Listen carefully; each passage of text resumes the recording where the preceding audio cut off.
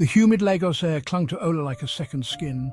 He had just arrived, the taxi ride a blur of chaotic traffic and vibrant street life. Ola wasn't here for the sights. He was here for his brother, Chukwu.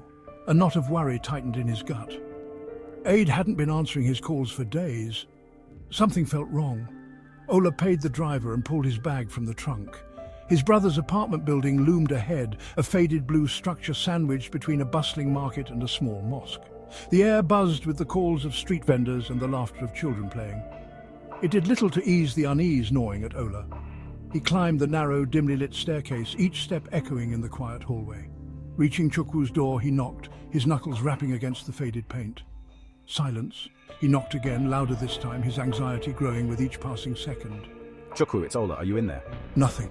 Ola's heart pounded in his chest. He knew something was terribly wrong. He took a deep breath and decided to try the handle. To his surprise, the door swung open, revealing a scene of utter chaos. The apartment was in disarray, furniture overturned, belongings scattered across the floor. A cold dread gripped Ola's heart. This was no ordinary break-in. He stepped cautiously into the apartment, his eyes scanning every corner. The air hung heavy with the metallic scent of blood. His gaze fell to a figure slumped against the wall, barely visible in the dim light filtering through the window. Aisha. Ola gasped, rushing to his brother's girlfriend's side. Aisha was barely conscious, her breathing shallow and ragged. Her clothes were torn, revealing angry welts and bruises that marbled her skin. Dried blood crusted around a gash on her forehead. Fear, raw and primal, surged through Ola.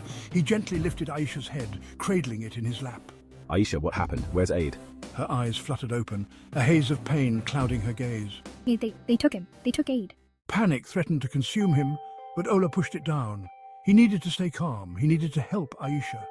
As he looked at her, at the pain etched on her face, a strange sensation washed over him. It started as a tingling in his fingertips, then spread, a warm current flowing through his veins. He'd felt this before, this strange energy thrumming beneath his skin. He'd always ignored it, dismissed it as something he ate, something in the water. But this time it felt different, stronger, more urgent. Focusing on the energy, he reached out toward Aisha, his hand hovering over her wounds. He closed his eyes, picturing the gash on her forehead closing, the bruises fading. To his astonishment, it began to happen. The bleeding stopped. The wound knitting itself closed at an impossible speed. Aisha gasped, her eyes widening as she watched the transformation. Ola, what? How? He didn't have an answer for her, not yet. He didn't understand it himself. All he knew was that he had to help her, had to find aid. As Aisha regained her strength, she recounted the horrifying ordeal. A group of men had stormed the apartment, their faces hidden behind masks. They were after Chukwu, she said. Something to do with his research, with his work on ancient languages and forgotten lore. Chukwu had fought back, bravely protecting me. But they were too strong, too ruthless. They said they'd kill him if he didn't cooperate. They said they knew about you. Ola's blood ran cold. They knew. They knew about the power that he had always tried to deny, to suppress. And now they had taken his brother, using Chukwu as leverage against him. The weight of responsibility crashed down on him.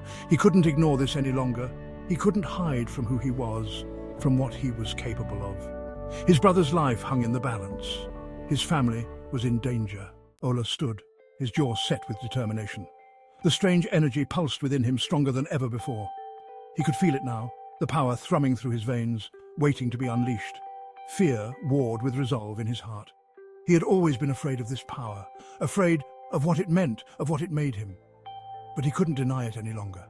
Not now, not when his brother needed him. He looked down at Aisha, her gaze filled with a mixture of fear and hope. I'll find him. I'll bring him back. A new chapter was beginning, one that terrified and exhilarated him in equal measure. The life he once knew was gone. He was stepping into the unknown, embracing a destiny he had always tried to outrun.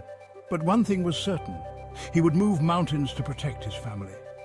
He would learn to control the power that surged within him.